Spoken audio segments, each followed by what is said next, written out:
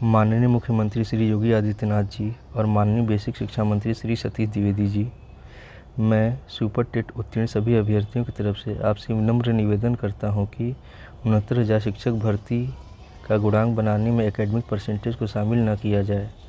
Sir, आपको तो पता ही है कि 1990 से 2015 तक कई बार सिलेबस चेंज हुआ। हर साल के पेपर का डिफ़िकल्टी लेवल अलग होता था। 25 साल के लंबे समय में उत्तर प्रदेश ने कई मुख्यमंत्री देखे। उनमें श्री कल्याण सिंह जी, श्री राजनाथ सिंह जी और सुश्री मायावती जी शामिल हैं, जिनके शासनकाल में परीक्षा में नकल ना के बराबर होता था। विद्यार्थी अपनी मेहनत से जो नंबर लाते वही उनके लिए बहुत था। 60% या 65% नंबर लाने वाला विद्यार्थी ब्रिलियंट होता था। 80% से ज़्यादा बहुत कम ही विद्यार्थी नंबर ला पाते थे। 60% या उससे ज़्यादा नंबर लाने वाले अभ्यर्थियों का लोग उदाहरण देते थे। जगह जगह उन्हें सम्मानित भी किया जाता था। फिर कुछ ऐसा समय आया जब उत्तर प्रदेश में समाजवादी पार्टी की सरकार थी। इनके राज में नकल माफियाओं का राज हुआ करता था। नकल का बोलबाला था। जो विद्यार्थी 45% या 40% नंबर भी नहीं ला सकता था, वो इनके शासनकाल में 70 से 80% तक नंबर पा जाया करता था। ये उस समय के मीडिया, प्रिंट मीडिया और इलेक्ट्रॉनिक मीडिया के ज़रिए हम सभी को पता है। फिर एक विद्यार्थी, उन्हीं के शासनकाल में एक विद्यार्थी के स्थान पर कोई दूसरा विद्यार्थी परीक्षा दे सकता था। कल्याण सिंह और योगी आदित्यनाथ जी ने शिक्षा की गरिमा को बनाए रखने के लिए नकल अध्यादेश लागू किया, जो कि एक सराहनीय कदम है।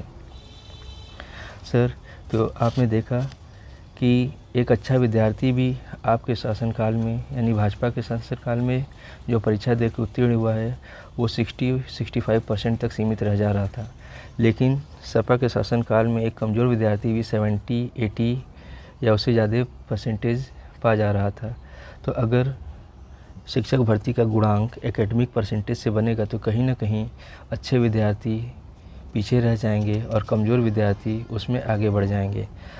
इसी प्रकार सर, हर विद्यार्थी अलग अलग बोर्ड से पढ़ा है, अलग अलग यूनिवर्सिटी से पढ़ा है। कोई, सबकी स्ट्रीम भी अलग थी। कोई बीए, बीएससी या बीकॉम का स्टूडेंट है, कोई बीटेक का स्टूडेंट है। तो सर, सभी में पेपर का पैटर्न अलग होता है। हर बोर्ड में पेपर का पैटर्न अलग होता है। हर बोर्ड में, हर यूनिवर्सिटी में पेपर का पैटर्न अलग होता है। नंबर देने के सबके पैटर्न अलग अलग होते हैं। सबके सिलेबस अलग होते हैं। सर, बहुत सी ऐसी चीज़ें हैं जो एकेडमिक मेरिट से गुणांक बनाने के लिए बिल्कुल भी सही नहीं है।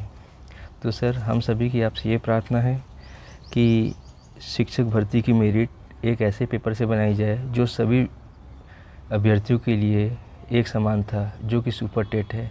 उसमें कोई भी विद्यार्थी किसी भी बोर्ड और यूनिवर्सिटी से पढ़ा हो, लेकिन सब ने एक ही क्वेश्चन, सेम क्वेश्चन को एक ही जैसे इन्वायरमेंट में, एक ही सरकार के अंडर में कंप्लीट किया है। तो सुपर टेट से अगर मेरिट बनती है तो सभी के लिए एक जैसी होगी और सही विद्यार्थी को शिक्षक के रूप में चयनित किया जा सकेगा। तो सर, आप ये भी देख सकते हैं कि कल्याण सिंह के राज में 1992-1997 में 10th और 12th का रिजल्ट सबसे कम गया था। ये उत्तर प्रदेश के इतिहास का एक बहुत ही महत्वपूर्ण समय था। सर, इसमें आप देखेंगे कि बाकी समय में, ख़ास तौर से सपा सरकार के समय में, जो 10th और 12th का रिज़ल्ट है वो 80 और 90% से ज़्यादा जाता है। तो सर, इसको ध्यान देते हुए हमारे निवेदन को स्वीकार कीजिए, इस पर विचार कीजिए और हम सबके साथ न्याय कीजिए। Thank you sir.